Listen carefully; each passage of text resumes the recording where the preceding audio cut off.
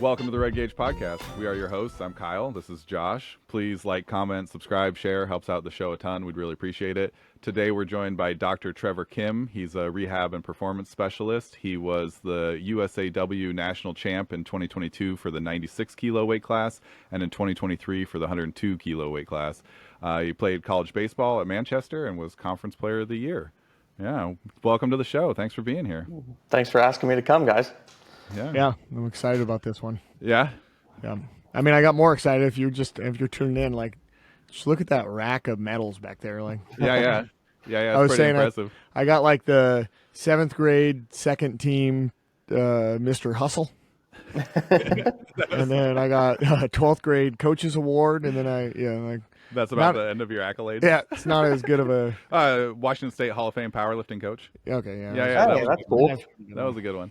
All right, so Trevor, how did you get into sport? I mean, in Indiana, Indiana's pretty low income for the most part, outside of the county that I now live in. But so you end up just being outside playing whatever you can find, stickball, basketball. Basketball is real big in Indiana. I played high school basketball a bit too, but turns out when you get dunked on in 8th grade, you kind of switch sports pretty quickly. But yeah, I grew up playing baseball, basketball, skateboarding, kind of all of the different things. Decided after that dunking fiasco that baseball was probably the best choice for me, and stuck it out. Played college ball, played in a league called the Prospect League afterwards. Like, it's kind of like a amalgamation of Big Ten athletes and then my little D3 self. Getting plugged into that lineup was a little bit of a shock at first, but ended up being all right. But I played in that for 2 summers. And then after kind of college baseball was done, I worked in a physical therapy clinic where my boss was a CrossFit coach. He owns a CrossFit gym. And he drugged me to a CrossFit class because he knew I had a little bit of a background in strength conditioning. And one of the workouts was snatching. And I had never really done it before, like seriously, like maybe saw Rich Froning on a YouTube video and tried it in the college weight room, but never really did it. And I snatched like just under 100 kilos my first time snatching. So he was like, hey, you should probably he was like, you should probably try this as a sport. Like, this is a sport. Good? Yeah, you'll probably find a college weight room or two still where that would be a school record if you showed up and did 100 kilos, like Yeah, I'm sure. Not a small amount of weight, I mean, obviously it gets a lot better as you do it more seriously, but that's a pretty impressive initial snatch. Yeah, I think it was like just over 200 pounds, like 205, maybe whatever it is in pounds. That might have been the last time I actually counted in pounds in a gym. Right. Yeah, right. But yeah, so I kind of stuck with it after that. Have trained it. That was 10 years ago now. Trained 5 or 6 days a week for the last 10 years, pretty much nonstop. Yeah, and it's paying off. You've had some good seasons the last few years. Yeah, had some good success, and now IWF just released some weight class changes, so I either have to get really skinny or really fat. So we'll figure that out as we go. Between the two and the snatch and the clean and jerk, do you feel like the snatch is more? Oh yeah, like your thing. We were looking, and it was like, damn, your snatch is awesome. Yeah, when we were looking at the 2023 results, we noticed that you had one of the narrowest between the snatch and the clean and jerk. Yeah, I end up getting a lot of medals from like getting gold or silver and then snatch, and then like 4th or 5th in clean and jerk. But my snatch is better, like enough of a gap from everyone else that I still end up medaling in the total. So clean and jerk's hard to get better at 32, and when you're doing 190 kilos, it just takes so much effort, and they hurt. Yeah, that's no small amount of weight all by itself. No, not at all.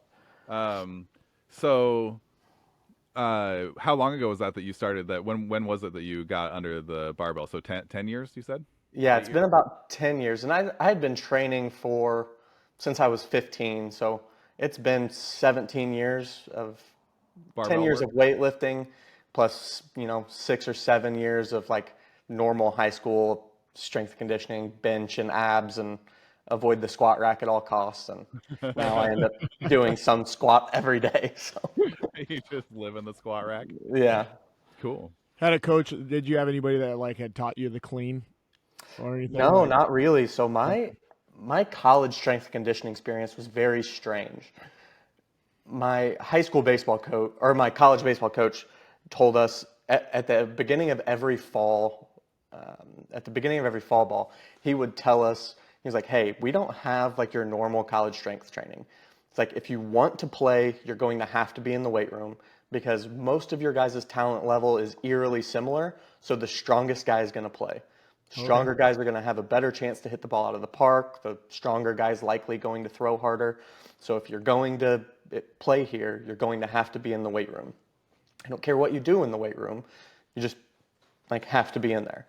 I got really lucky that I ended up having a friend kind of from my hometown. We went to rival schools, but we kind of knew of each other or had mutual friends. And he kind of took me under his wing in the weight room, and it was still a little bit more of a bodybuilding style training, but we did some plyos, we did some med ball throws, and that was kind of my intro to real strength training, like daily, and actually made me squat because he bullied me because he was way bigger than me, so it was allowed to happen. And then and then I kind of fell in love with the weight room. In there 5 or 6 days a week, being there after a weekend series at 10 o'clock when we get back from the bus. Coach ended up giving me a key because he didn't want to stay after we got back. Right. So it's just like, hey, if you're going to be here, be safe. Sweet. Yeah, that's always a great day. The first time a coach gives you a key to the weight room. I remember that. I was just like the day I graduated high school, my strength coach was like, here's a key. And I was like, sweet. I was in there all the time. Yeah. Like, don't steal anything. That's like the main thing. Yeah. Make sure the door's locked on your way out. Yeah. All right. We didn't take anything until he retired. Yeah. Our strength training coach started lifting weights in like 1948, and so hell of a history. But I have the like first set of plates that he ever ordered in my shop here. That's awesome. So what brand are those? You know, I feel like I should just get up and run over and look because you're the second guest to ask, and I don't remember what they are. They're deep dish plates, whoever they're made by. But yeah, I got a couple 40s, a couple 30, or a couple 45s, a couple 35s, a couple 25s. Ready? What, you want me to run? Yep. We're gonna time you? Yep. No, that's all right. We'll get it later. We'll put it in the show. I'm gonna trip over something and die. That would have been. That's funny. It's that wouldn't be funny, but it would probably hit on Instagram. Yeah, if you could have the camera to clip it. Do the rest of the show with a bone sticking out my arm, you know?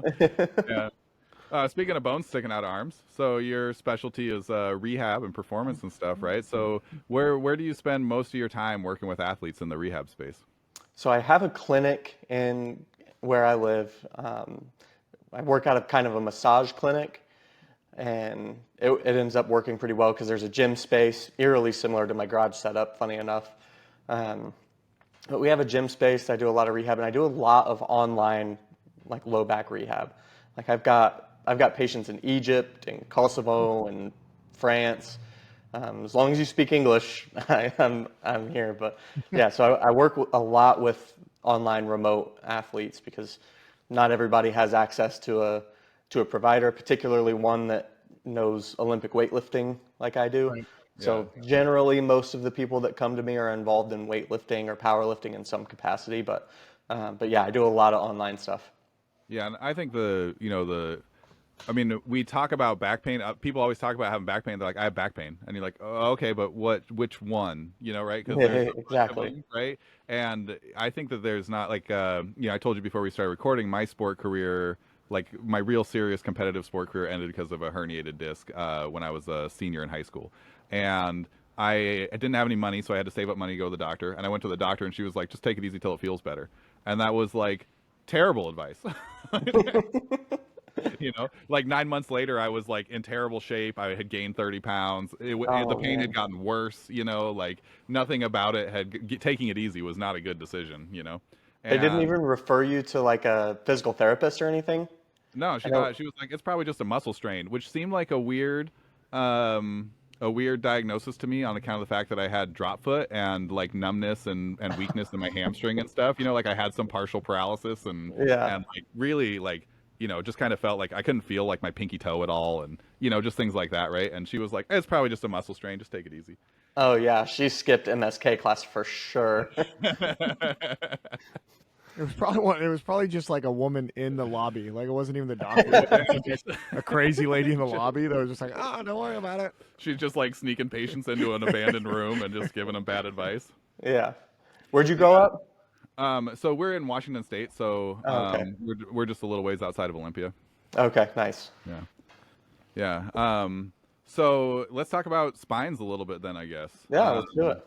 Um, I one of the things that I was really surprised by going through like my whole experience, right? Because mine was a problem for a long time. It took like 12 years before it like completely was resolved. It was Really? yeah, it was long. But a big part of that is just not knowing what to do when it happened. Like there wasn't really good resources. Like now you can hop online. They got all the things in the world. I know like what's the book I read a few years ago? Stuart McGill's Back Mechanic or whatever it Yep. was. Is that still like a great resource for people if they're interested in learning Yeah, more? it's a pretty good resource. Yeah. There are a bunch of small little self-help books like that. Uh-huh. Like there's a McKinsey diagnostic therapy one that's pretty good. The McGill one's a good place to start. Hmm. But really, my main suggestion is find a provider that can give you a diagnosis, Yeah, yeah, yeah. and and then do your research off of that diagnosis. Don't just like, ah, my back hurts. What are all of the potential possible WebMD, Hmm. Dr. Google diagnoses that it could possibly be? Because then you end up trying a billion different things that don't work, and then you think, oh, physical therapy doesn't work for me, or these exercises didn't work for me. When it's not necessarily the exercise that was bad, it was the dosage or the frequency, or Hmm. you didn't regress it enough or progress it enough, and then you end up just kind of spinning your wheels. So get a good diagnosis, and then do your research from what the doctor tells you.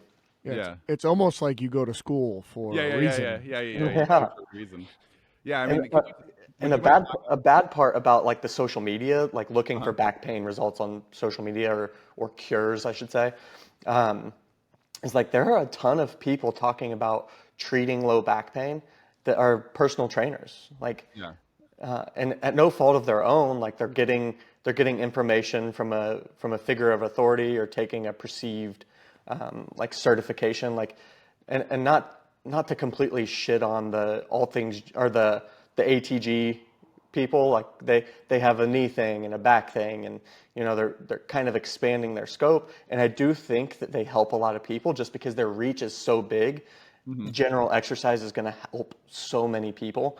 But for the people that doesn't quite work for, like, probably should find someone that actually spent the 3 or 4 years Right. Right. learning about back Yeah, pain, and learning currently what all practicing. those potential different things are. Yeah, so like my bachelor's in science is in dietetics. So I thought I was going to be a dietitian. I didn't become a dietitian, so I don't give like that kind of advice. I'll give you general nutrition advice, but like I'll have people that are like, my son's diabetic, and it's like, go to a dietitian. Like I get it that it costs money, but like don't come and ask Monroe about that. Like Yeah. I could get you Exactly. close. I could get you close, like you're saying. Like with a certificate, you can get close, but I might fuck up in the wrong spot, Hmm. For and it's sure. been a while. So, like, Yeah. It pays to have the specialization. yeah, Yeah. when it's a spine Right. or even your knees, like, like, dude, just go talk to somebody that went to school. Yeah. Yeah. Um, And stay within your scope. You do a good job of it, and stay like, mhm. your scope of practice. I don't give nutrition advice either. I know a lot of chiropractors that do, but like, I walked in the donut shop this morning, and the lady goes, "Oh, it's been a while." That's not a good sign when she knows you by your face. Like, I don't give the diet advice. She starts getting like the pineapple fritters out, and you're like, Yeah. oh, oh, come on. Yeah. I don't even have to place the order anymore. She just has It's it in the bag. it's been a little bit, but when I roll up to the Wendy's, we have a Wendy's right outside of our school, and when I get to the window, they already have like the sauce I like in the bag, and I'm like, God, Don't even that's have to way ask too for many. it. Times. So, could you talk a little bit about? So, I read the Back Mechanic when it was new. I don't even remember if that's the right title for the book, but I read Stuart McGill's book about it when it was new several years ago, whenever it came out, and I remember being surprised actually, and I don't know why, because I had a pretty decent like anatomy background, But it still struck me at like how complicated like dealing with lower back injuries can be. Could you talk a little bit about like kind of the complexity of what's going on with your lower back, like why it's hard to like self-diagnose, or why, it's worthwhile to go see somebody who knows what's going on? So mostly the difficulty lies in the wide variety and the potential severity. Mm-hmm. So like if you have an issue like you had, for example, where you have a for sure disc herniation, you have radicular symptoms, you have neurologic weakness, like all of those kinds of things are red flag scenarios. Not necessarily red flag in a surgical sense, but they're red flags like, hey, we probably really need to investigate this further and not just leave you at bay. Right. So in her defense, in your initial doctor's defense, a lot of low back pain or a lot of musculoskeletal injuries in general will heal on their own in 8 to 12 weeks just because pain has a natural history, right? Performance doesn't. So if you're an athlete and you get an injury like that, you're going to become detrained and the pain may go away, but the performance aspect doesn't come back on its own. You really, like, you have to retrain that. So, That's really interesting. I'd love to get on that, expand that a little bit more later. yeah. So that's one aspect of it. The other thing is there's so many different, like I said, there's so many different types of injuries, and the low back and lumbopelvic complex just is involved in so many different things that you have to really be able to narrow it down. And a lot of it is, like I said, red flag scenarios. So if you have low back pain that comes with any kind of urinary incontinence or bilateral leg numbness and tingling, or pain that's worse with rest and worse at night. Like there are a bunch of different red flag scenarios that your normal, your normal personal trainer that says that they can help you with back pain just doesn't quite have the education to understand whether that's a disc herniation or an unstable spondylolisthesis, which can be very detrimental. Like that's something that happens in like young female gymnasts and divers and people that spend a lot of time impacting in that hyperextended position. Mm-hmm. Football players also get that quite often. Yeah, yeah. So just to scaffold a little bit, you're talking about on the vertebrae, it's got like the three processes that come off of it, and sometimes one of them will like break off of there and kind of like float. So no, Or not are you the. talking about, So you go have ahead. a spinous process that sticks out the back Mm-hmm. like this, and then you have transverse processes. Right. And then your spinal cord kind of goes down through the middle. I looked to see, because I used to have a spine model in my garage, but I lent it to a friend who's in grad school, so I don't have it anymore. Yeah. But and then your spinal cord kind of goes right down the middle. Mm-hmm. So it connects to the vertebral body with two other pieces of bone called Right. pedicles. And if you unstable spondies, you'll fracture one or both Right. of those pedicles, and then your vertebral body can shift forward, so it's no longer kind of in that arched line anymore. The bottom will kind of stick forward quite a bit. Right. And if it's unstable, it can really lead to major complications. Like major, it's already a surgical complication if you have an unstable spondy. They'll Mm-hmm. put some screws in there, kind of pull it back into place, and it won't move anymore, but you're also You're not post surgery at that not point. at risk anymore. Yeah, yeah. But yeah, so if that continues to get worse and worse, it can lead to some really major complications outside of just, ow, my back hurts. Mm-hmm. But yeah, it's really complicated. Not all of it is pathological from a tissue standpoint. A lot of it, I'm sure you guys have heard of the biopsychosocial model. Mm-hmm. A lot of it has to do with how much stress you're in. Is your wife leaving you? Do you have kids that are keeping you up at night? Is your sleep schedule terrible? Is your work life not good? Did you lose your job? All of those things can play into particularly chronic low back pain. And treating those things is really difficult. And I feel like a lot of those types of people look for solutions on the internet because they've been to their primary doctor, they've been through physical therapy, and maybe not all of those things have worked. So they'll find someone who's really good at marketing and can really elaborate their point clearly on social media, and they'll hire these guys, but still these guys really aren't qualified to help. And then those patients will turn to the surgical route. Mm-hmm. And then once you go the surgical route, you're never coming back. Yeah. If That you have was a spinal fusion, the odds of you having a second one within 5 years are about 60%. Yeah. So yeah. it's not great outcomes on that end either. Yeah, that was something that I was really surprised about. Like I remember being really frustrated with the quality of care that I got, and eventually mine did resolve, and I'm okay, and I don't have any pain, and I can move around and jump and lift and play, and it's fine. But I remember being really frustrated with my care and kind of just being in that mindset where like if you're broken, you get surgery or pills, right? Like that was kind of the healthcare, framework that I existed under as a kid, and um, it was several years later I saw a study that said that it was something like 5 years out your outcomes were generally better if you just did physical therapy than if you did surgery, right? And so they were kind of like different curves. So like if you did surgery, you'd have a bunch of relief early, and then it would like slowly degrade. And if you did the physical therapy, you'd be in pain at the beginning, but then it would slowly improve, right? And at some point they'd pass each other. And I thought Yep. that was a really interesting, thing. It's not super surprising to me because you learn more about like the body really works as a system, and so as soon as you start interfering with how the system can operate, it's not really surprising, I guess, that there'd be upstream and downstream issues. Like you said, 60% more likely to have another fusion or whatever.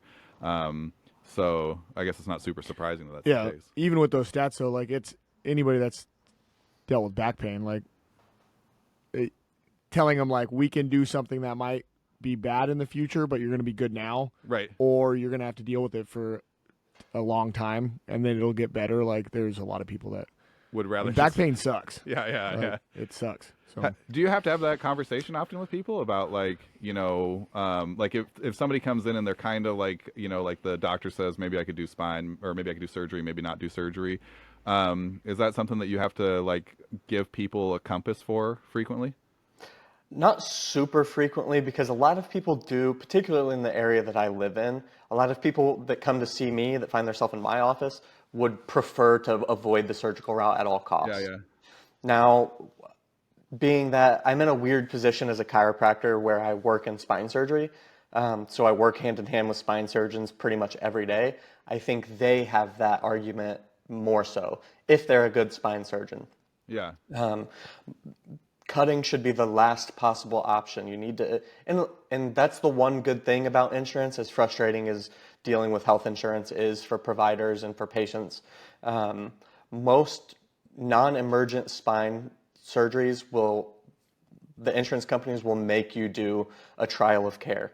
Now, in an emergent situation, doctors can, like the surgeon can call the insurance company and be like, hey, this isn't an option. This patient can't use either of their legs. Like they have really severe neurogenic claudication, and like we need to do surgery, or they could potentially suffer long-term neurologic effects.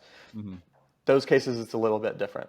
But I think a lot of surgeons nowadays are really trying to go the conservative route first, and then if someone has to have it, if they've got those neurogenic claudication symptoms where they're losing numbness, when they're losing feeling and function of both legs, like quality of life just goes down the drain. Or same with the arms, if they start to lose fine motor skills and their arms feel like they're burning all the time, it's like surgery's going to help for sure. It's just you're probably going to have another one, unfortunately. Yeah. Yeah. That's always, so I managed a gym for like 5 years, and I had a few people who were trying to do like, the post-surgery rehab, and it wasn't always a fun time. No, it's miserable, particularly joint rehab, like knee replacement rehab, shoulder replacement rehab are brutal. And as a provider, like as a physical therapist in those realms, like I'm not in that realm anymore. I worked in outpatient physical therapy for a few years. I got really burnt out from it, and that's why I decided to go to chiro school instead of PT school. Just 7 to 7 was not for me.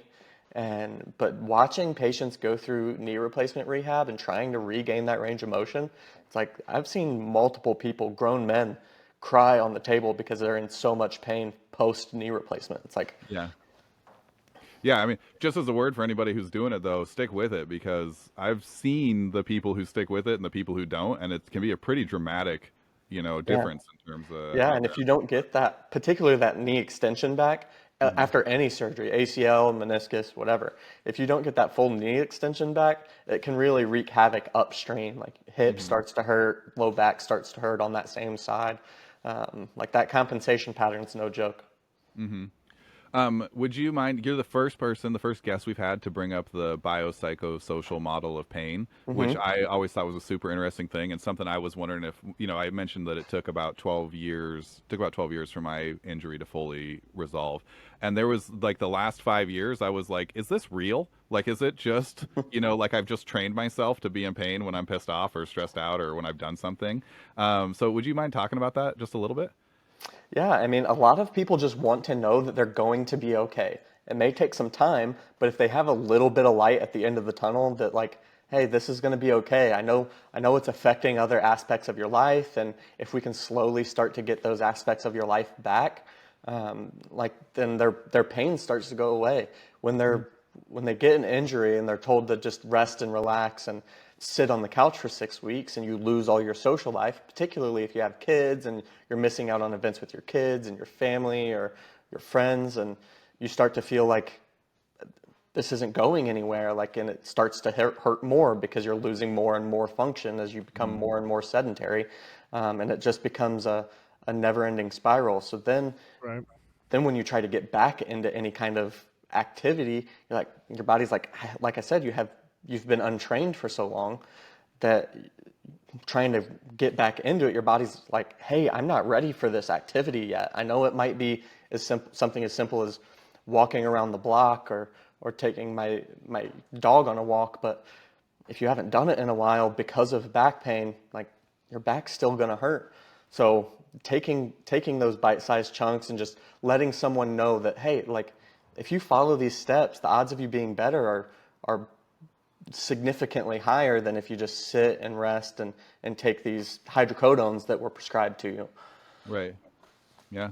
Um, when people are trying to get back in, like if you're in a position, like let's say I had shown up, and I don't want to get to the point where I'm trying to get you to give medical advice This on my happens every podcast that I'm on, every so do podcast. not. Yeah, yeah. It's But okay.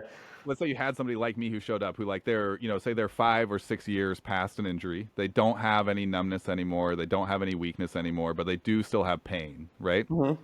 And like for me, it was always like seemed like it was dose respondent or whatever, right? Like I could do For so sure. much and then it would get irritated again, right? So is the trick then at that point like to deal like do you push through that like psychological barrier by just like starting with something that doesn't hurt and then just slowly dialing it up? Is it just a building capacity thing and confidence, or is it like a lot more involved than that? No, it's you're on the right track. It's we find out what movements help, or even before that, find out what activities that your back pain is limiting you from doing. Like, Hmm. because usually people are coming in because like a lot of people can deal with a significant amount of pain. It's when Yeah. it becomes a burden on their daily life. Like, oh yeah, I can't tie my shoes now, or I can't take my kid to do whatever. Like, they can deal with all of the pain up until it starts to affect something that's really important to them. And it's like, okay, well, how do we get you back to doing the things that are important to you? What activities can we do, particularly in the clinic or the gym, or that I can prescribe to you to do at home that kind of start to resemble the things that we're missing out on? And then just slowly get them back to, oh, you like hiking. All right, well, let's see what kind of pain level you're at with a 1 block walk around your neighborhood. Hmm. Is your pain a 1 out of 10? Is that something that would be tolerable to you for a mile walk if it stays at a 1 out of 10? Okay, well, let's build up to that. And then the more you can, just like any other type of training, the more you can kind of progressively overload it and kind of get really close to their limit of pain and discomfort. And then, all right, well, maybe we need to start to back off. If it's starting to become too much, just take a little bit of a deload week, right? Hmm. And then let's kind of reassess. And obviously daily life stuff comes up, work stuff comes up, holidays, bad weather, all of those things kind of play a role in that whole biopsychosocial model. But it's all really progressive overload of whatever activity that you need to get back to doing. Yeah. Do you ever feel just like giving somebody the diagnosis helps. I know, like, I've dealt with some pretty bad knee pain for a long time since I got out of the military, and I never really knew what it was. I always kind of guessed that it was probably just some arthritis and some overuse, but it wasn't until I got an MRI this year, and they were like, "Yeah, I'm just bone on both knees," and they're like, I'm too young for the surgery," so they're Yeah. like, just." So I just had to make a decision. It's like I'm either going to be in pain and inactive, or in pain and active. And just like making that decision and finally getting the diagnosis, like, and I dropped a couple pounds and that helped. But For like sure. just that, like, all right, I know what it is, was like so relieving. And now I feel like, I mean, if I go and run, like the next day, I'm definitely in some pain. But I just felt like I couldn't play basketball with my kids, and like it was like overwhelming. And then now I'm just like, damn. Like I feel like I go play basketball with my kids all the time. Yeah. You know, like just learning what it was and like making a decision. I don't know if the pain did go away, or if like somehow I'm just like I don't know. It's not a It was, stressor. yeah, it was very strange Yeah. how drastic 10 years of pain all of a sudden, like just learning what it was. I was just like, all right, I could beat that.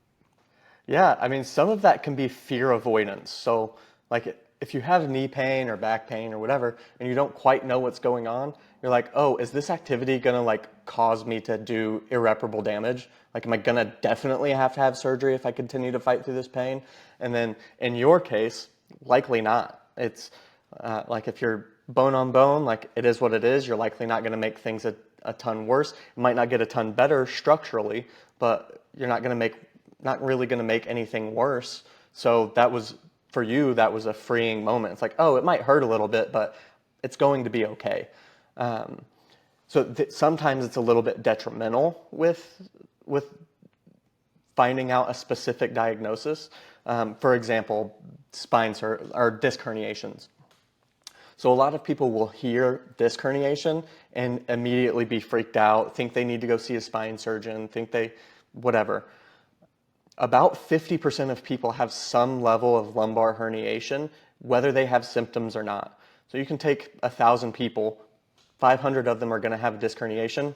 Some of them are going to have symptoms, some of them are not. And it's very likely that an equal amount of the non-herniated group are going to have similar amounts of low back pain. So for some of those people that have a disc herniation and have low back pain, finding out that diagnosis might not be the best thing for them from a biopsychosocial standpoint, because they think something's so wrong with the biology that it starts to affect the psychosocial part. When in reality, most disc herniations will heal within, like I said, 8 to 12 weeks, and they'll be back to a pain-free life, whether they know that it's actually a disc herniation or not. Now, can we speed up that process with good interventions and physical therapy, the right movements, and having someone tell you it's going to be okay? Yeah, you can usually speed that up a little bit. Now, biology takes the time necessary to heal. It's not going to be a magic solution where you get adjusted one time and your back pain's gone forever. But yeah, it's so yes and no. Yeah. Okay. You mentioned the other area that you spend a lot of time working with people is in knee pain. Mm-hmm. So, I think when I was young, like kind of the conventional wisdom about how the body worked was pretty simple and pretty linear. You know, like you'd be like they'd diagram the bicep and they'd be like it does flexion at the elbow, and as you get further into the study, you start to realize like our bones just kind of like float in an envelope of muscle and fascia, and like they do a lot of jobs, right? So like Mm-hmm. you go and you bench 400 pounds, or you do a 170 kilo snatch, and you got all that weight over your head. It's not like it's attached to your trunk, like this tiny little saddle joint in your collarbone isn't holding 170 kilos, right? Like it's Yeah. distributed across that whole framework of muscle and fascia and everything. So I was, pleasantly surprised, I guess. I remember like as a young man finding out that like, hey, my knee pain is because my hip's messed up, or my hip pain is because my ankle doesn't work right, or whatever. Like there's a lot of up and downstream things. Can you talk a little bit about like just, I guess like the state of care around the idea of knee pain, like looking at upstream and downstream issues, and getting stronger and that kind of stuff? Yeah, for sure. So two of the most common non-surgical, aka not ACL tears. So most of the common injuries that we deal with in an outpatient clinic, like in a chiro or physical therapy, are going to be either quad or patellar tendonitis as far as knee pain goes. Those are by far and away the two most common issues. And both of those issues are load dependent. So how much are you squatting? How much are you running? How much are you jumping? How many hours of basketball practice are you running on hardwood or concrete or whatever? So most of it's load dependent, but a lot of it does come from hip mechanics. So in general, my assessment for, let's say, patellar tendonitis, I think, in my opinion, patellar tendonitis is a lot of a hip rotation issue, and flexion and external rotation are a coupled motion. Extension and hip internal rotation are also a coupled motion. But in general, like if you're missing in hip external or internal rotation, that's what's really contributing to the patellar tendonitis pain. Generally, if it's quad tendonitis, we're dealing with a hip flexion or extension issue.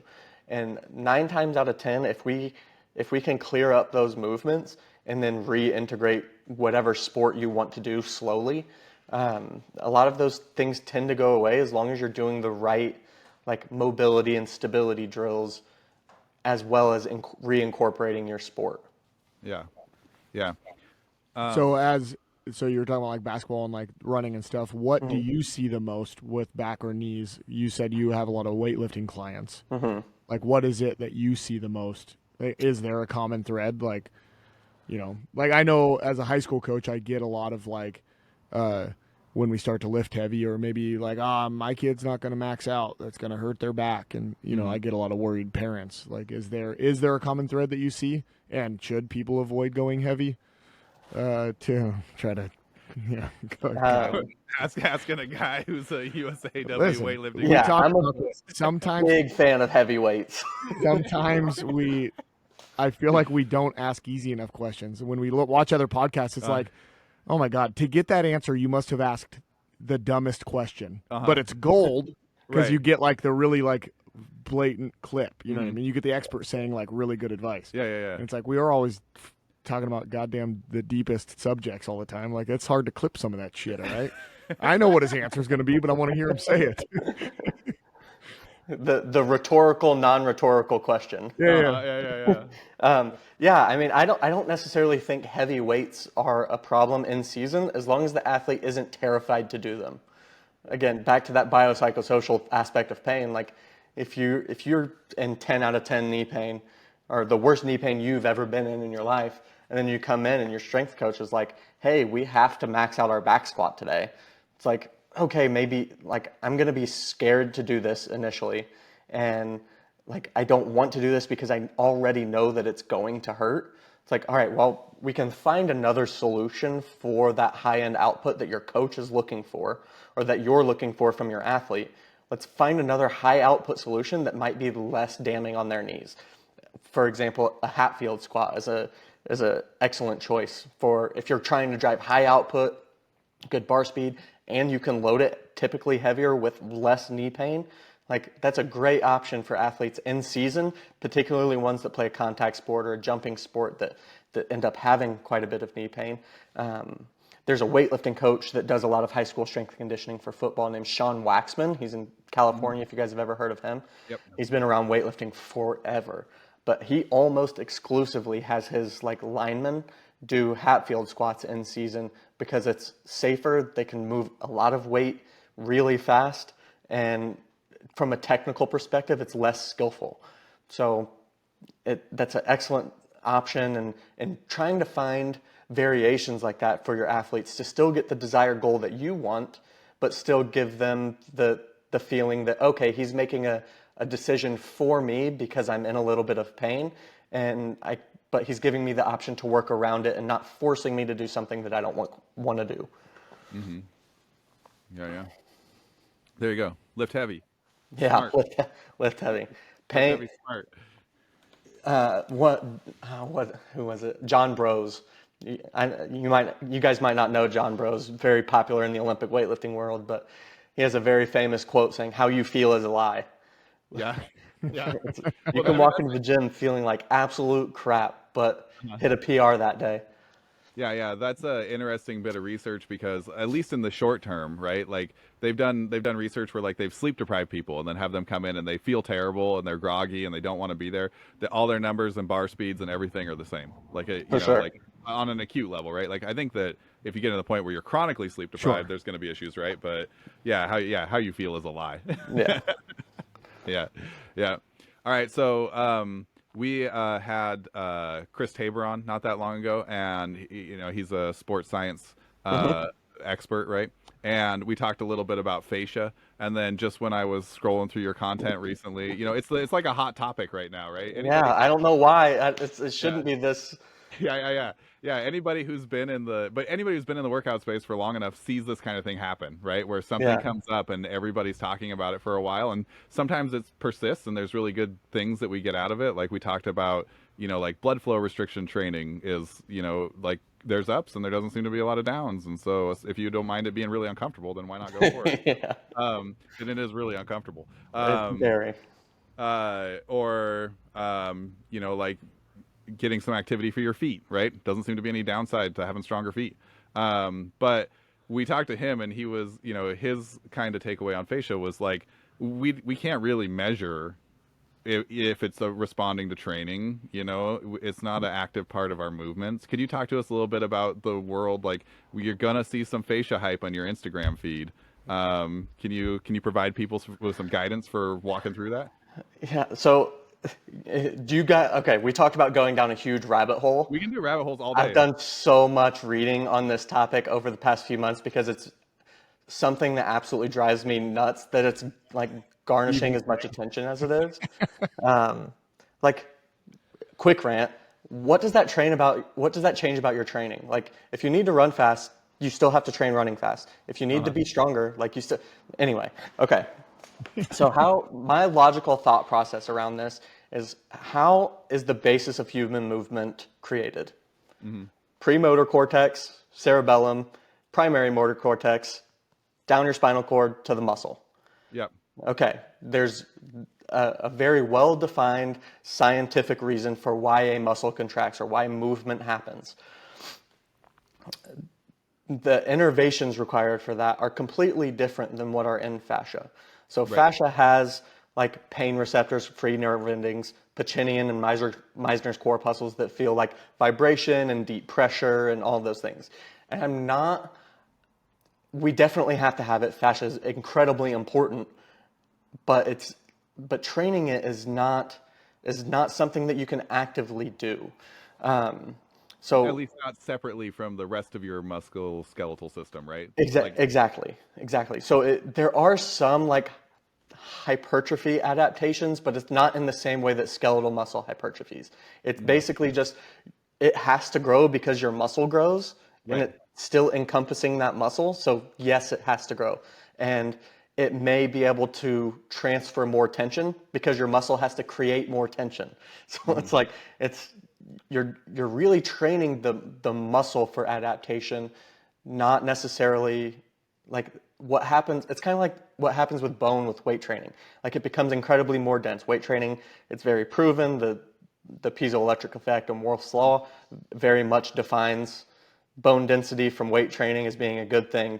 But it's not, oh, I'm going to the gym today to work on my spine's bone density. No, I'm going to make my back stronger, and whatever other ancillary benefits that I get from that, awesome.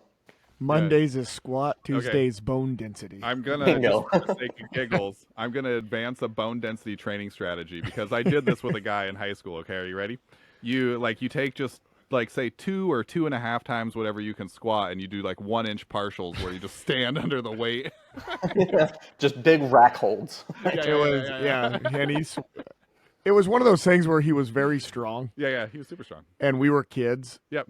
So what he says was like, well, shit. And then you had everybody in there just like, Oh, he can do 1,000-pound rack hold. That's awesome. Let's do that. Yeah. Bone training.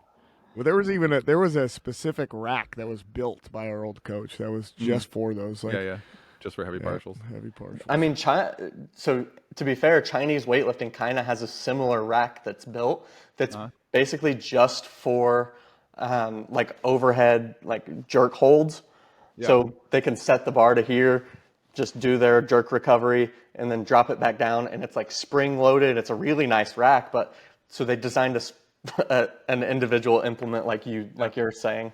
Well, I mean, I'm not knocking on partials or isometrics or anything else, but I'm just trying to highlight the idea of, Yeah. how silly it is to just try to train for bones. Or We're whatever. in the Partials and isometrics have a maybe lot we of stuff. should just launch the bone density The bone density program. program. Nobody's in that space right now. Yeah. We could fill it up. and it's just The basic weight training. hyper density bone training. There you go. Yeah, one thing I did want to say when we were, it's actually how I had originally found you and started watching your stuff was, it was the guys, I don't even know who the hell they are, but they were talking about full range of motion leading to cancer. Oh, It Jesus. was like the hottest take ever. And I was just like, this guy, I don't even know what you would call that, right? Like the people that, like experts that review and then like give you like the, these people are dumb. Like whatever you would call that lane, you are the nicest I've ever seen.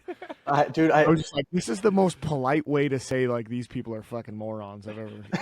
It was awesome. I was like, dude, I gotta have him on.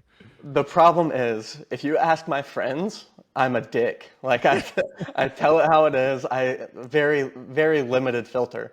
But my wife told me that I need to be nice on the internet because her mother sees it. So I try to criticize as much as I can without just being like, this guy's IQ is 30. Like,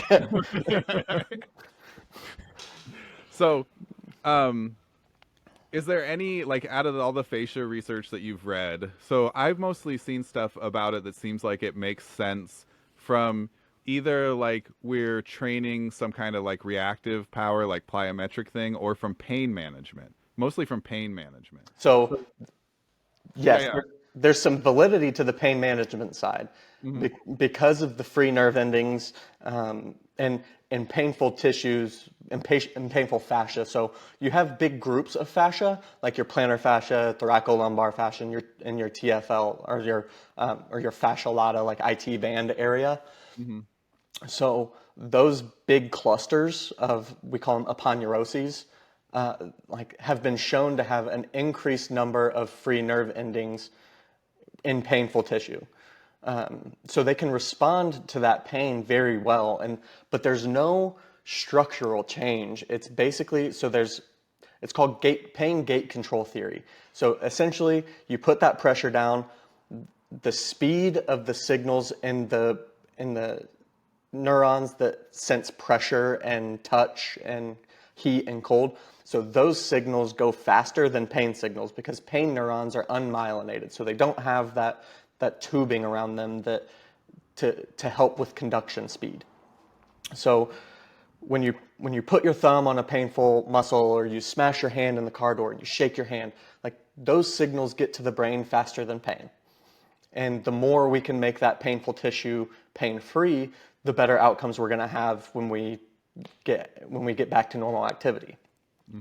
Now, a lot of people will claim that, oh yeah, I'm changing the fat. You have this trigger point knot here, this fascial trigger point, and I'm going to press it and change the structure of this fascia. I'm going to release this knot.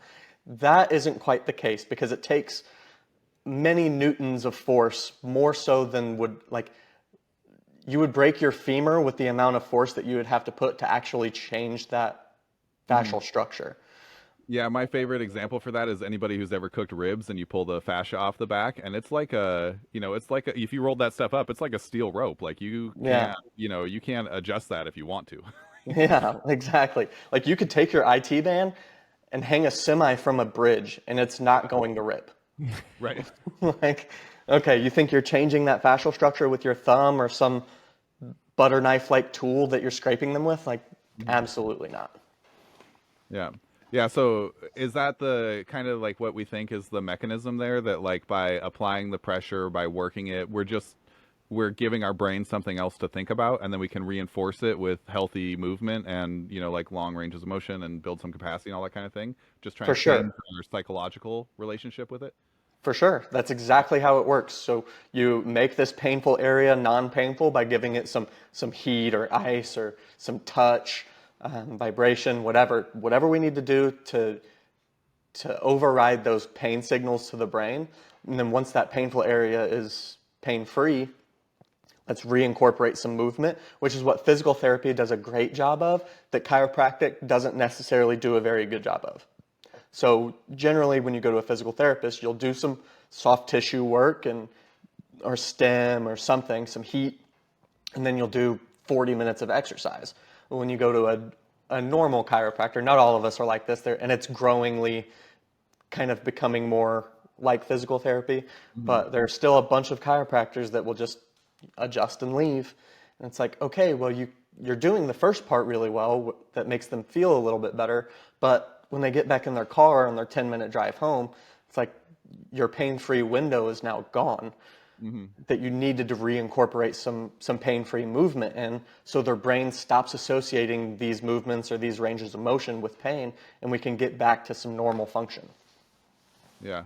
Yeah, I know. I had that kind of experience where I had read a bunch of studies on like rolling or, like compression, myofascial release or whatever, right? And they basically were kind of saying like, well, we don't really see what's happening, like this was, several years ago, right?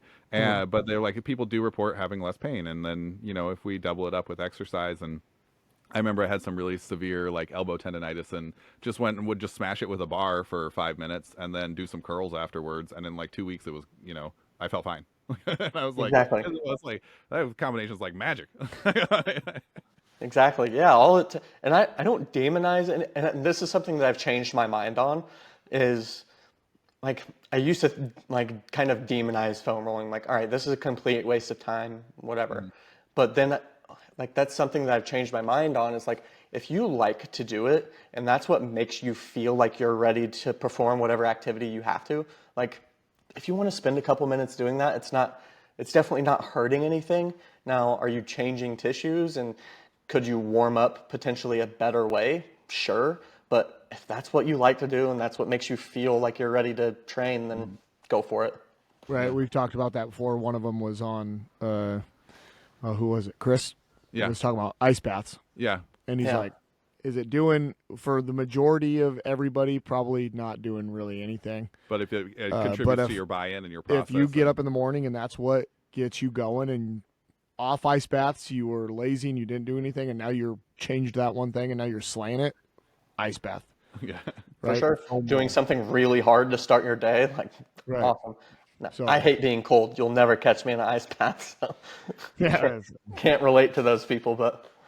So I'd like to tie this in a little bit with your, your competitive career, because you're very successful competitive career. Yeah, I feel like we skipped over it a little bit. Yeah. Skipped over it. We went fast. But you mentioned something there talking about, if you feel like doing a foam roll or something gets you ready to perform, then go ahead and do it.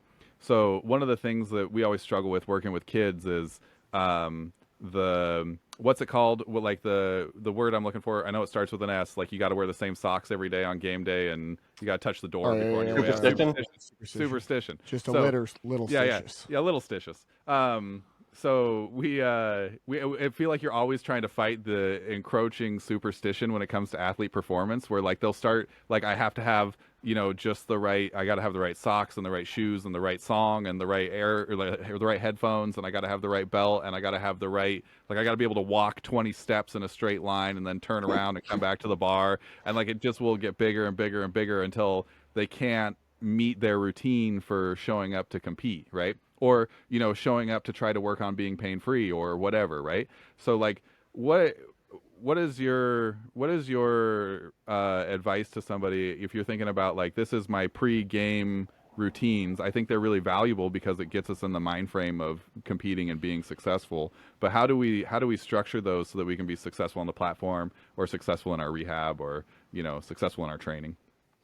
So there are definitely helpful superstitions and unhelpful ones.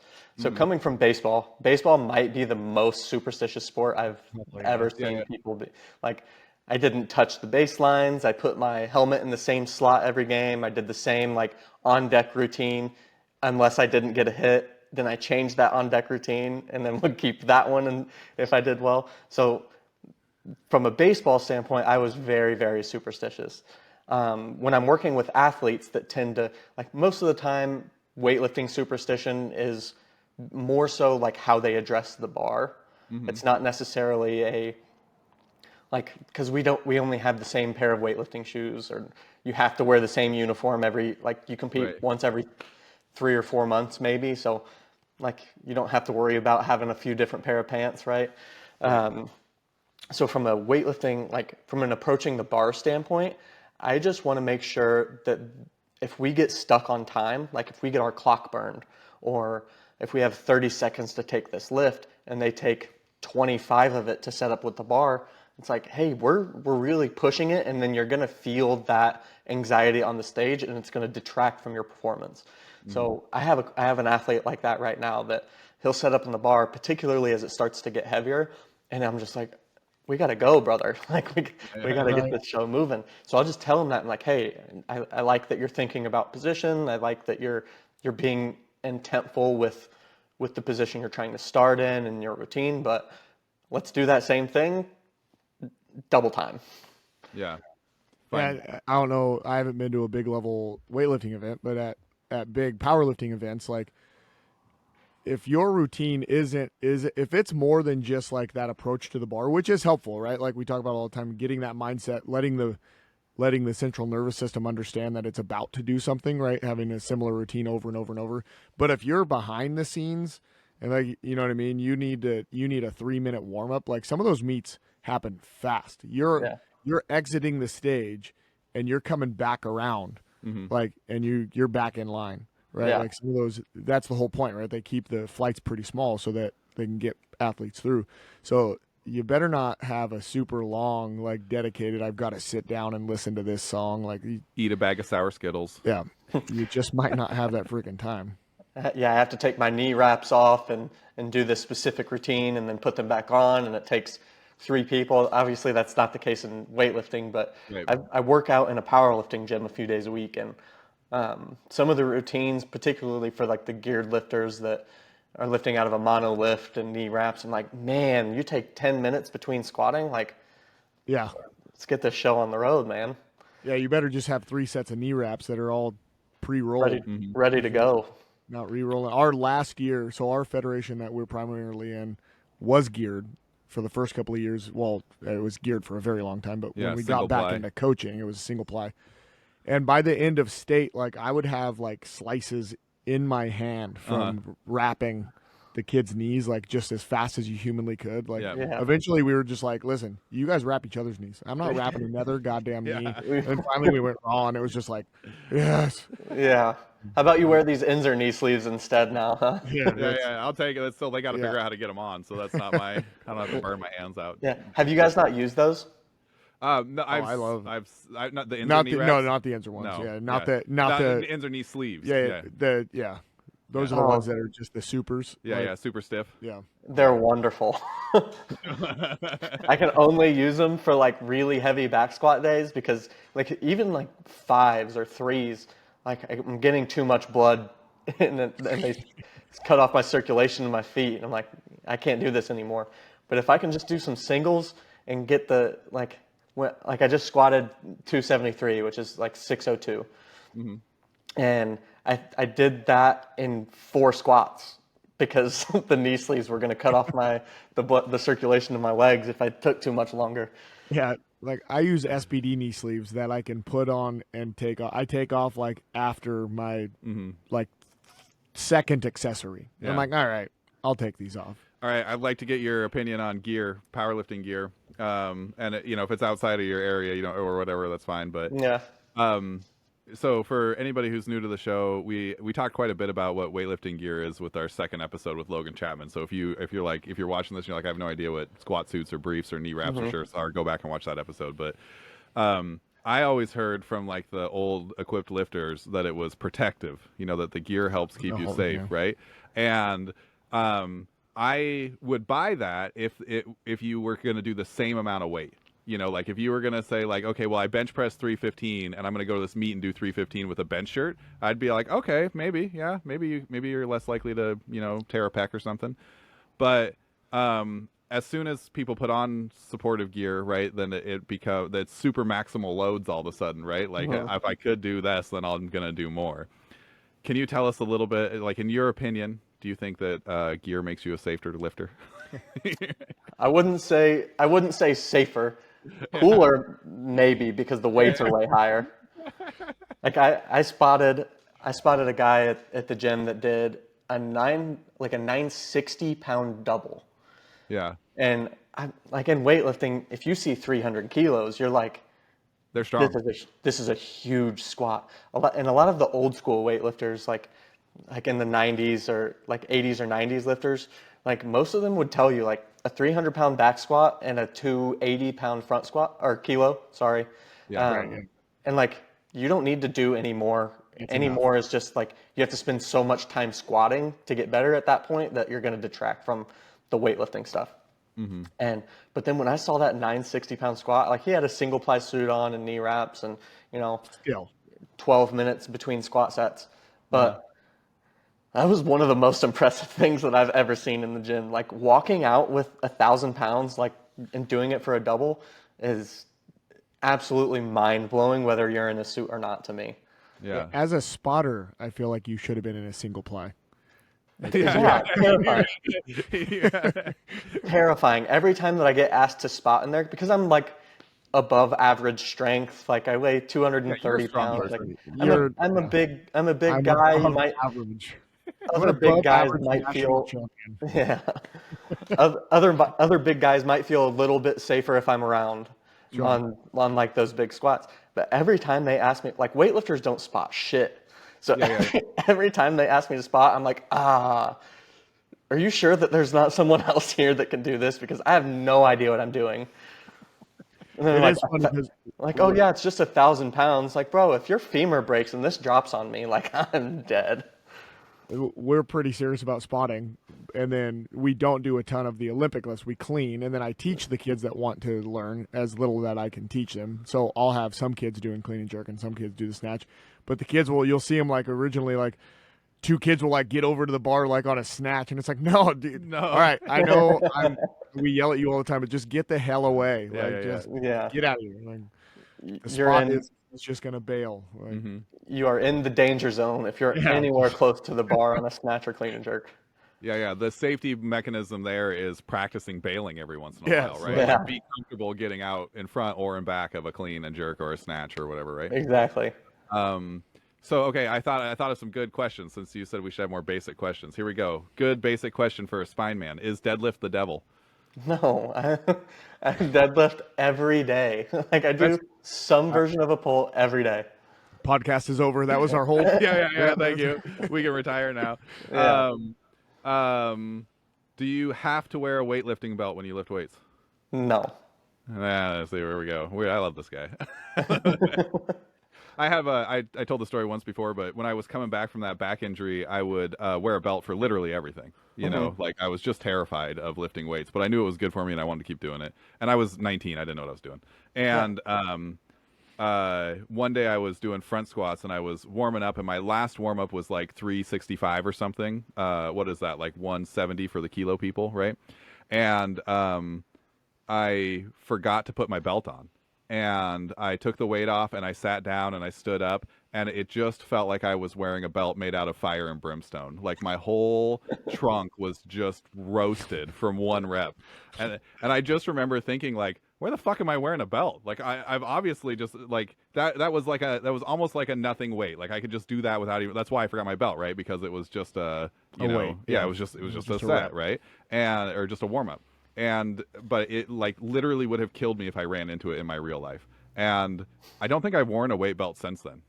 Really? Well, I have a couple times, 4 or 5 times I've worn a weight belt for whatever. But that was over. You appropriately trained your trunk over a very long period of time. Yeah. So I dropped after that. But like I hit my, I did a 705 deadlift. I did that with no belt, and that was after that and everything. And You also are a strange, freaky person. Yeah, good times. Yeah. Good times all around. I didn't hear any of that. I was wondering what fire and brimstone. Like, how did you also feel the brimstone? I don't know what. Pokey or something like what? Well, I don't know. Maybe this brimstone is feel like? a good question for Trevor. But have you ever had like sensory experiences where you're lifting out where you're like, that didn't make any sense? Like, I mean, the biggest like negative sensory experience that I had was I dropped a 175 kilo clean on my leg. If you scroll down my Instagram, like a few things, you'll like see it, and then you'll never want to do a clean again. But as far as like I don't even miss cleans. So to miss a clean like that is like, and then it results in a catastrophic injury. It's like, what are you doing? What are you thinking? It's just one of those things. Like, it was a weight that I've done 1,000 times and just wasn't giving it like the effort that it needed, and paid the price for it. Yeah.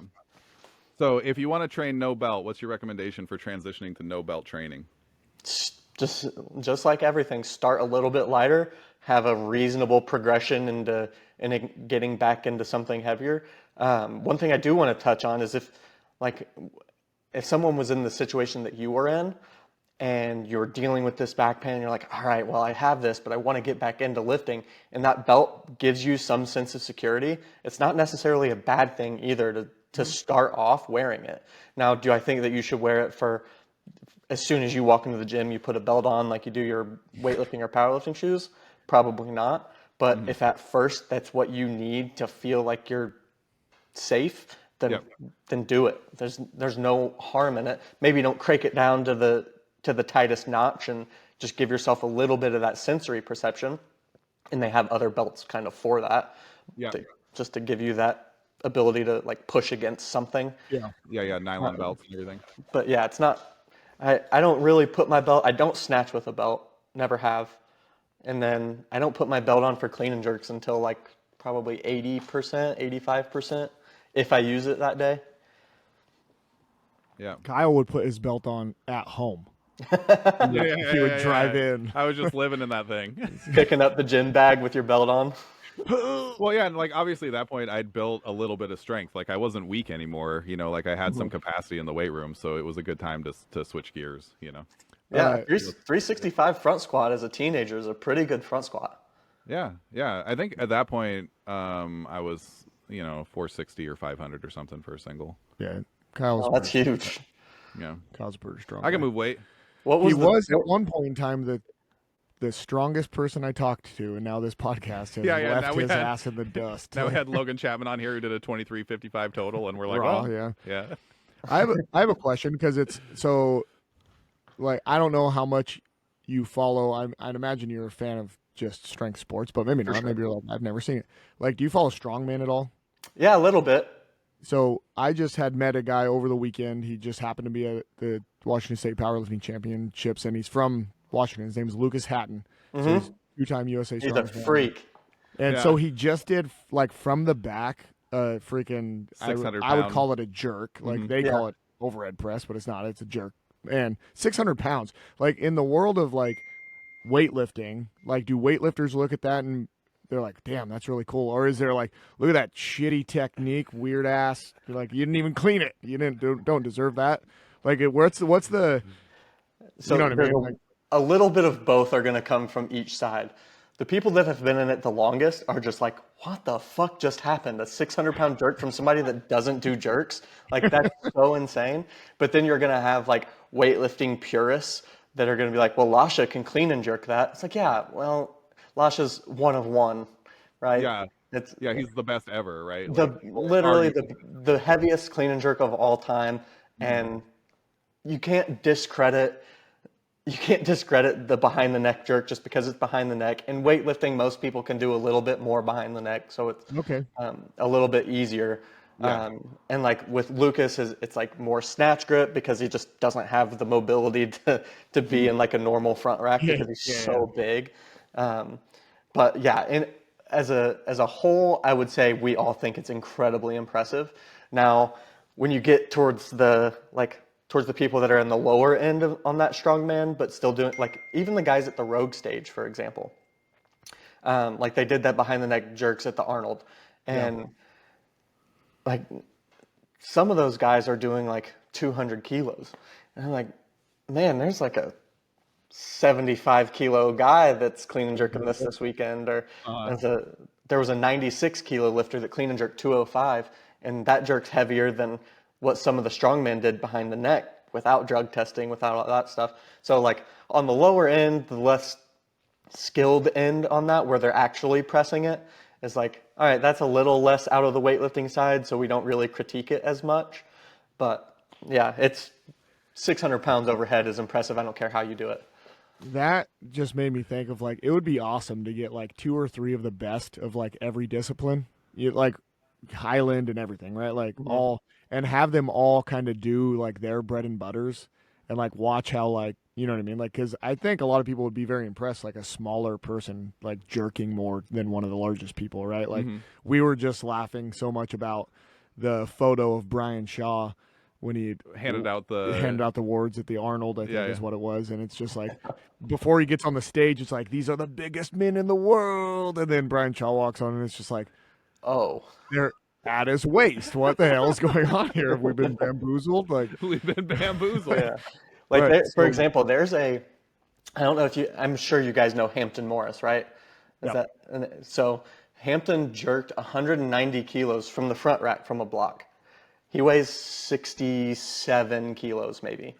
It's like, Yeah. all right, you're telling me this giant strongman can only do 10 more kilos than this little tiny guy? It's right. like, obviously Hampton's the world record holder in the clean and jerk at his body weight, so he's literally the best in the world at putting weights over his head. Yeah. But it's like when you have those big body weight comparisons like you're talking about, like or intra-sport comparisons, it can get pretty interesting. It's Yeah. find out who the best. Like I know people talk about the best strength athlete or the strongest man, like because Lasha gets called the strongest man in the world a lot from in the weightlifting world. But watching those people go intradiscipline would be funny to Yeah, see how it would much be. better You would they have are to at their get sport. guys that like are okay losing. Yeah. Not Yeah. necessarily losing, but like you're gonna lose. Yeah. Yeah, You're I'm not not throwing skilled. a sandbag or lifting a stone as well as a strong man, but Right. Yeah. The skill component yeah, is going to come into it. Yeah, like Lasha probably would have been an amazing shot putter if he had chosen to do shot put, right? But yeah. he's not going to beat Ryan Krauser or Joe Kovacs Right. anytime soon, right? Yeah, no.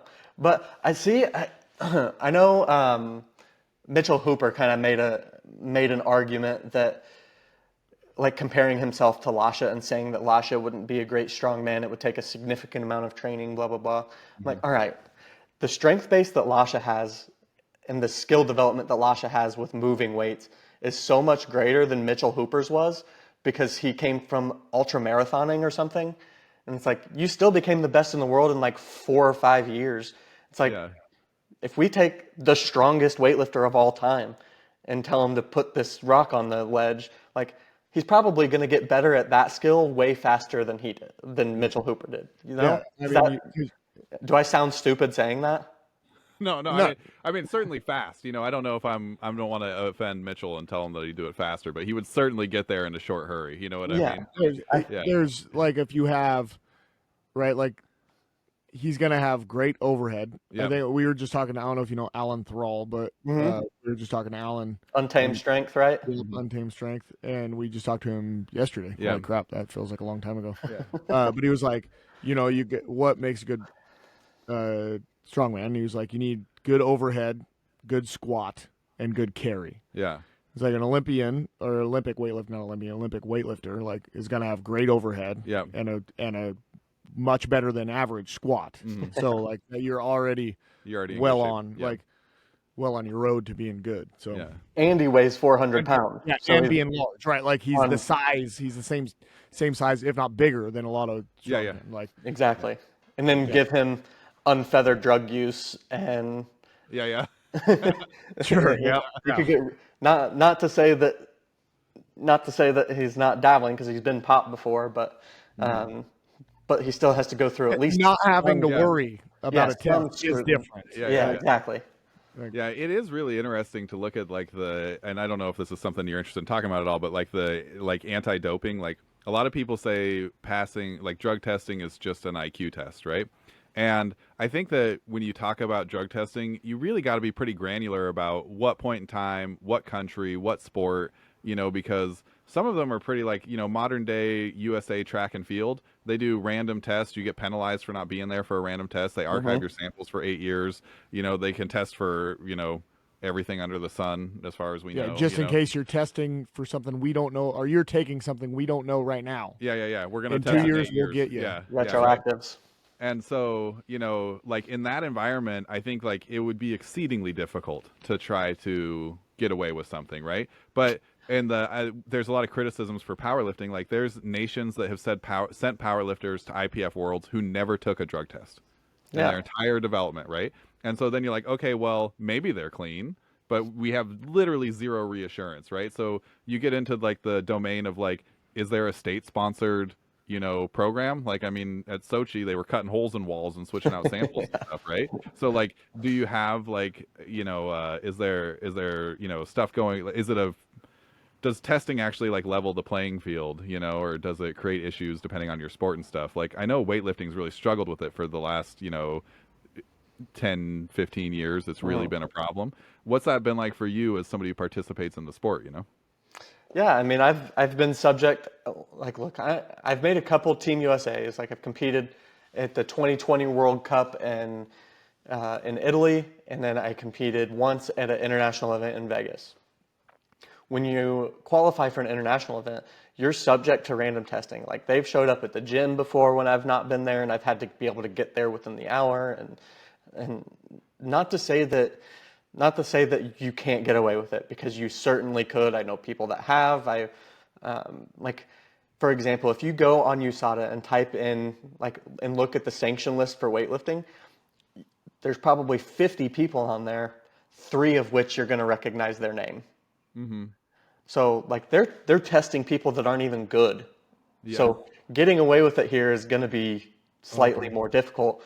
Not to say it's impossible, not to say that people aren't doing it at the elite level, but it is going to be a little bit more challenging than somewhere like, North Korea, where they're not going to let WADA or the International Testing Agency into their country, let alone access to their athletes. Yeah. Yeah, or they just have like we had again during Sochi, right, where their WADA guy was their doping guy, right? Like, Yeah, exactly. Yeah. Is that Rodchenkov. Icarus was? yeah, Icarus. Yeah. If you have not watched that and you're interested in what we're talking about right now, that was a great. Yeah. Oh, Yeah, anybody who's watching, go watch Icarus. It's great. yeah, Icarus is awesome. Absolutely. And there are a few other ones because a lot of the people, if they're going to click on this because of me, it's because of weightlifting. Like there are a couple of German documentaries out about anti-doping that are also really interesting it's unfortunate because they have subtitles and it's an hour long, so you really have to be attentive to understand what's going on. But there are some of those that are really interesting too on systematic doping. Yeah. All right. I've always wondered something. So I've done a fair bit of cleans and snatches in my training history, right? Like power cleans and stuff, mostly when I was in high school when I was a young guy. But when you get to the level where people are actually proficient at the lift, where they've spent 5 or 6 years learning how to be a weightlifting athlete, and they're ready to like do it for real, what's usually like the limiting thing in a snatch and in a clean and jerk? Because you talked earlier about like once you get to a 300 kilo squat, you probably don't need to worry about it so much anymore, right? So what are usually the limiting physical resources for a snatch and for a clean and jerk? As long as your positions are consistent, it's always going to come down to strength. Yeah. If you're not strong enough, like if you're strong enough to hold that at a clean position at 150 kilos, then you just need to be strong enough to hold those same exact positions at 160 and so on. Now, the part that makes weightlifting really difficult is that you'll lose those skills if you don't do them frequently. So you'll lose the ability to maintain position at 150 kilos if you're not touching weights that are close to it. So a lot of people will think that the solution is, oh, I just need to do a really big squat and deadlift cycle. Well, you might need to focus on squats a little bit more, and instead of being like 30% of your program, maybe it needs to be 40% of your program for a small amount of time. But you have to keep the lifts in so frequently that it's really hard to spend a ton of time doing dedicated squat work, just because you have the skill acquisition, or the skill part of it is so much higher. Yeah. So when you are thinking about that, like where do I put my emphasis in the weight room? I feel like I've seen a lot more lifts missed on the jerk than on anything else. Oh, for sure. Right, for the clean and jerk. Now, obviously, the squat would carry over a lot, but do people, like, is that kind of like the spot where that really is the thing? Because I mean, there's 1,000-pound squatters and knee sleeves, and 900,000-pound deadlifters, and like. It doesn't seem like getting the bar to your shoulders would be the hardest part of the lift, like as in terms of human capacity, right? So For sure. 900-1000. yeah. Not Yeah. 900. Kyle does not think there's a 900,000-pound deadlifter. I don't think. Out of context What? split. There's not. Yeah. Thought Eddie Hall did that. The jerk is definitely the most technical because it's the heaviest. It's the heaviest under the most fatigue, and you're having to put that weight overhead.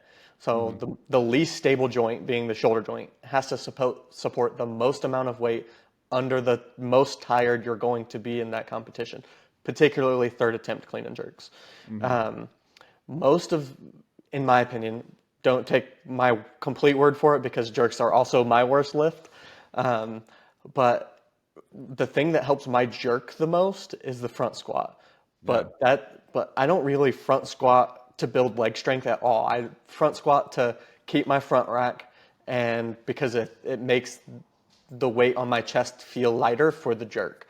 To get better at cleans, I would prefer the leg strength that you gain from back squats, just because the load's heavier, that you can move it faster, and that, in my opinion, transitions to the clean more. But front squats is definitely the jerk. Yeah. Is there so like in powerlifting there's like a big movement to like, to be really strong kind of everywhere. I mean, I guess it's not a big movement, but like, it's something that a lot of really experienced lifters will tell you, like get a really strong back, get a really strong overhead press, even though there might not be a lot of carryover, directly between, that exercise and your bench or your squat or whatever. Because your body works as a system, the stronger it is everywhere, the more strength it'll give you, right? Does that kind of sentiment happen much in weightlifting? Because most of the weightlifting people I've trained with specialize pretty hard. Like they're mostly trying to do as much clean and jerk and snatch as they can, and then like squats and like a clean pull, kind of thing, or some other derivatives of the movements. They don't get as much into whole body. That's the impression that I get. No, and you're absolutely correct. Even myself, I don't really venture outside of snatch, clean jerk, squat, pull very often. I'll do some pull-ups and some RDLs, but most of my accessory work comes off of if something doesn't feel very good. Like if I'm having an adductor strain or if I'm having knee pain, then I'll do the accessories. There she is. I told you it would happen. Then give me 1 second. All she wants, she just wants let out. Yep. Come on, I'm gonna carry it. Come on. We're not editing any of this out. We're gonna keep it. Oh yeah. All right. The greatest. Real life. Unless he farts. I can't keep it.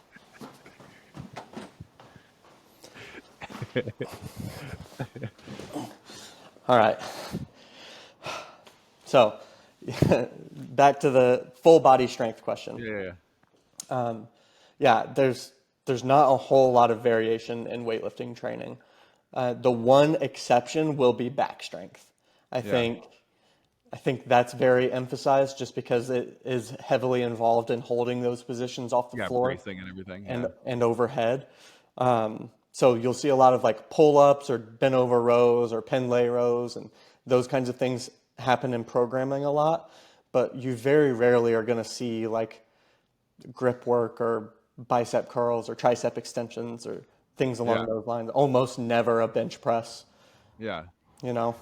So do you think that's a wisdom that the sport has to, have more focus on sport? Do you think it's an artifact of the fact that that technical proficiency decays really fast, and so you're just required to spend more time, focusing on the actual competition movements? Do you think that somebody could come in and be really disruptive if they found a way to get strong everywhere? Like, do you have any thoughts about that? So I think a lot of the current information that's out is based off of the 80s and 90s Soviet research and Soviet style training. So I don't foresee that changing a huge amount. However, in the U.S., that could be changing quite a bit because the two strongest men we have outside of Hampton, actually the three strongest men we have came from football. So Colby Ferguson, if you guys have ever heard of him, snatches 182 kilos, clean and jerks 227 at 110-ish body weight. That's a ton He of came from overhead. football, and he's got muscle on muscle everywhere. So it's and then Aaron Williams, he's a super heavyweight out of Texas, can snatch, at least hip snatch 200 kilos, clean and jerks about 240. Also a football guy. So it's like there's something to be said about just general overall strength and conditioning coming into a sport like weightlifting. Having the strength background definitely helps you transition quicker to being a good weightlifter. Like I could squat 500 pounds before I ever did a snatch. So in no world is that not helpful. Right. But yeah, I think the frequency or the difficulty of the snatch and clean and jerk and how precise you have to be lends itself to being high frequency training and very specific. Yeah. Yeah, I wish I had a better memory because we kind of touched on that. I can't remember if it's all the way back to like Spencer Arnold or who it was, but they were talking about just the athlete pool. Like there's lots of countries that Olympic weightlifting is the thing. Yeah, it's one of their the most developmental honorable things. thing you could possibly do. For sure. Where like our things are other Football, things, basketball. football and stuff. And he was, I forget who it was. It was Gibson or Arnold, I think. But he was just like, oh yeah, it would be a problem if all Or of a sudden, Max maybe. yeah, maybe Max- it might have been Max as well. Yeah, Because Max Like- kind of came from that old Yeah. school Bulgarian Soviet style training system. So, I mean, saying just his like, coach if is you the ever- most famous weightlifting coach ever. right. Yeah. Abajev. If you ever Uncle got Ivan. that group of people, if for whatever reason it was worth $100 million to do Olympic weightlifting, like it'd be like, oh, some of those guys would come over and People be coming out the woodwork a little do bit. very Oh yeah, well. the NFL would come to weightlifting and destroy everybody. Yeah. Yeah. Like I there, mean, for example, do you guys know a guy named James Townsend? Yep. Yeah, So- I mean, I don't know him personally, but I know who he is. Yeah. But you know of him? Yeah, he was Yeah. a wide receiver for the Cardinals, and after his sports career, did some CrossFit and was like, "Oh, I'm pretty good at weightlifting." Decided to power clean 200 kilos. Like, okay, yeah. Tell me your general strength conditioning isn't what's super helpful for weightlifting. I mean, I've often wondered about it because, obviously weightlifting has a long history. They started using steroids in sport probably in the 40s or 50s, like the very early adopters. It probably became, more mainstream in the 60s. Our coach had a fun story about he was a competitive bodybuilder and he was going to Mr. Nebraska and he was like, I went to the 59 show and everybody just looked like a regular human being. And then I came back for the 61 show and, went to compete and people were injecting each other backstage and they just had pizza skin. And he was like, I don't think I want to do this. I think he said that was the last time that he went to a bodybuilding show. I think Diana Ball came out in 60, right? Somewhere right around there. So that makes sense. One of the things that we don't always have like fair conversations about what steroids do for somebody who's taking them because, we obviously, you often hear the conversation just being about like, well, you recover a little faster, but it also preserves fitness a little better. It also cracks open the window for what's actually going to be an anabolic, like what's going to change tissue, right? You can do a little less smart stuff and still get the same benefit from it, And so I was always curious in the weightlifting world how much of like we have this tradition of training that was really built on it, and then how do we go and change gears now that we're in a post 2008, they're pretty good at testing. And so if you're going to be in a testing, envelope, you don't have good odds anymore, right? So you're saying, like we talked about, like you probably shouldn't do the Bulgarian system, right? If you're not sauced. Yeah. Just because it was built for the athletes to be on it. Is kind of what you're saying. Yeah. So I've often wondered, like I've even wanted to, like to the point where I've thought about it enough where I'm like, maybe I could go recruit somebody and like just re-envision, like what I think that weightlifting training would be.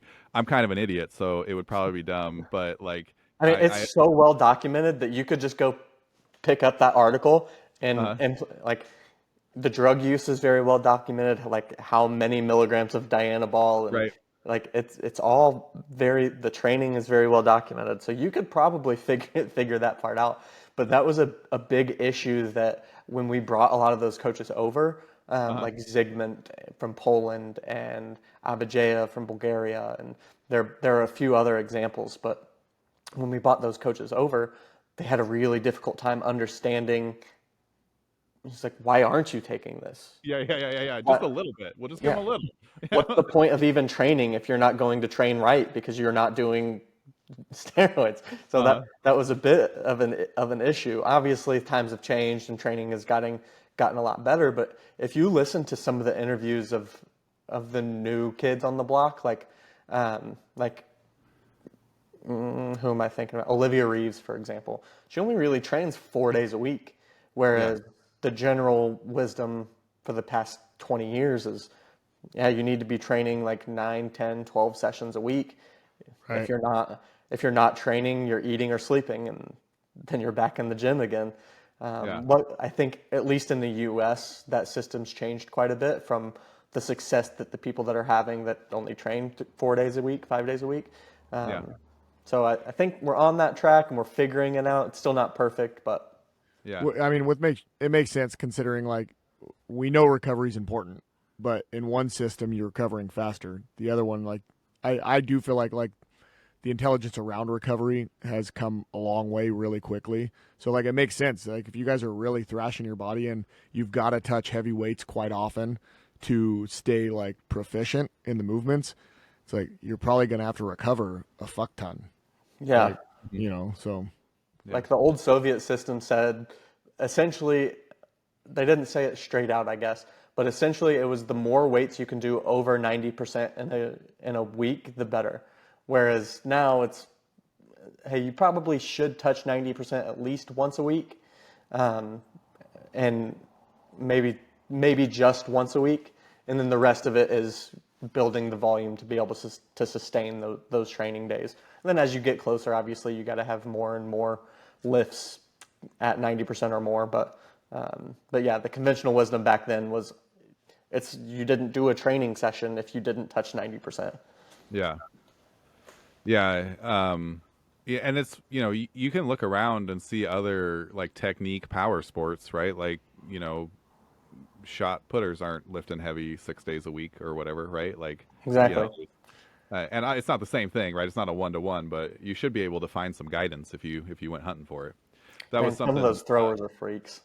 Yeah. That was something Spencer Arnold said was like part of the reason he got out of it is because he felt like as he was, getting older, maybe not getting older, but getting the training years because he wasn't very old when he decided he wasn't going to do the competitive weightlifting anymore. But, he was like, I just don't know that I can keep doing this, 6 days a week thing as I get older. I don't know if it's something that's sustainable. And then he kind of, once he was out of it and he wasn't, so dogged about the fact that you had to do it, then he was looking around. He's like, there's lots of people who are successful who have different strategies, So Yeah.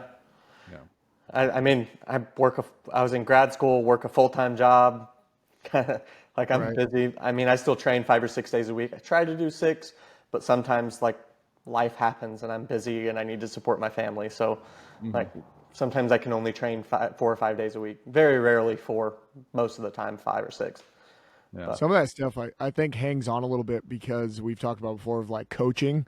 Like if you're one of the leaders, like if you're like, dude, I really think we could do 5 or 4 days, and you're like, if you're like the first couple of coaches that are changing that way, unless your athlete has success, your coaching career like might be over. might be over. Yeah. So like yeah, that's a we've fair had point. we've had some college strength coaches that are like, you know, it's just tough to go away, even if I feel away. Like we've talked about a lot of like the deadlift doesn't find its way into a lot of football locker rooms. And they're like, because these coaches were brought up in the 80s and it's the clean and not the deadlift. And the deadlift is, in the 80s, the deadlift was the boogeyman. Mm-hmm. And so like, they're like, we make really good money, right? Yeah. It's one of the best ways, unless you're a private coach that's like in a very big city, it's probably the best paid position you could have at a big school. And so it's like, do I ruffle the feathers and accidentally hurt somebody, or do I just do what I know that they want and make the kids like 90% good? Mm-hmm. And it's like, well, that's probably the answer, is just do that. Like, Yeah, and that's definitely a different area that I've not had to navigate because like I'm not in charge of 35, 40 high school kids trying to deadlift at the same time. right. You know, so I can understand how a single strength coach would be like, maybe this isn't the best decision because I don't have the time to teach all of these kids the correct way. I can't watch every single rep of every single person to let them know whether they need to go up or not. I can't account for outside stress for all of these kids on what's going on. How much did they sleep last night? But this is the program that you have to follow. So like I definitely understand some of the hesitancy towards like those max effort deadlifts in particular, particularly in like high school kids or kids that are on scholarship and your job is on the line if they get hurt. It's like Right. I definitely understand the hesitancy, but Yeah, it makes total sense. You yeah, know, if I'm getting 500,000 a year to be a strength coach, yeah, and I'm running out of a tunnel at Texas or whatever, you know what I mean? Like, yeah, yeah, yeah, like I love the deadlift. You know what yeah. I mean? It's probably It's my like favorite thing. You how guys, much is the deadlift gonna help that kid that At, day? at that level, Yeah, yeah. at that Like this level, kid's most of those probably gonna athletes, be good no matter what I do yes, with him in the weight room. Let's yes, just that's make the sure he thing. doesn't get hurt. At that level, a lot of it, I think, and I forget who we talked to.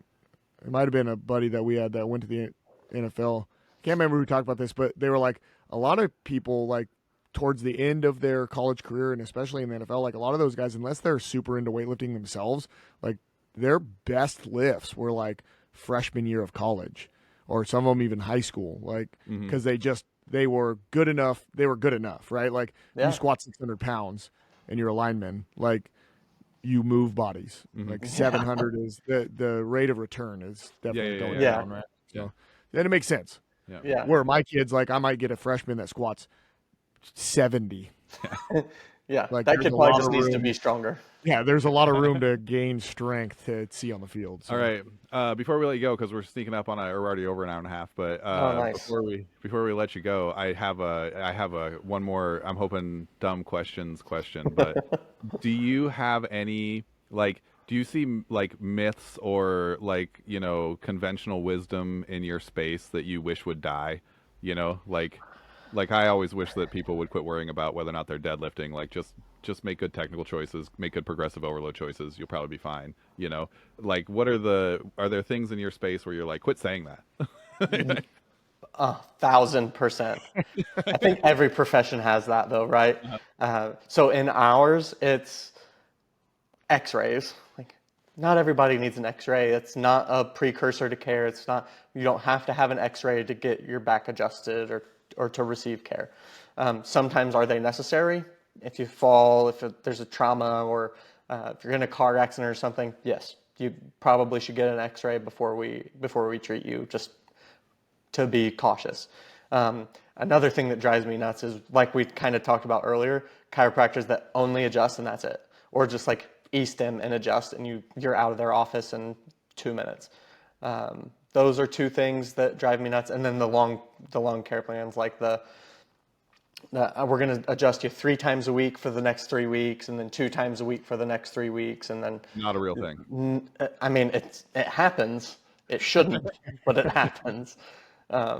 Most of what's going to make people better is the choices that they make outside of your office.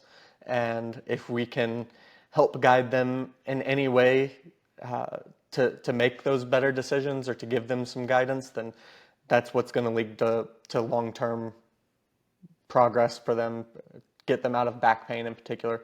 I mean, that's why the remote coaching for back pain is so popular, because you're getting daily exercises from whether it's a chiro or a coach or whoever online. Like you're getting daily recommendations on what you should be doing that day, and those daily recommendations are better than 5 minutes of getting your back adjusted for sure. yeah, do you think that is just because it's a way?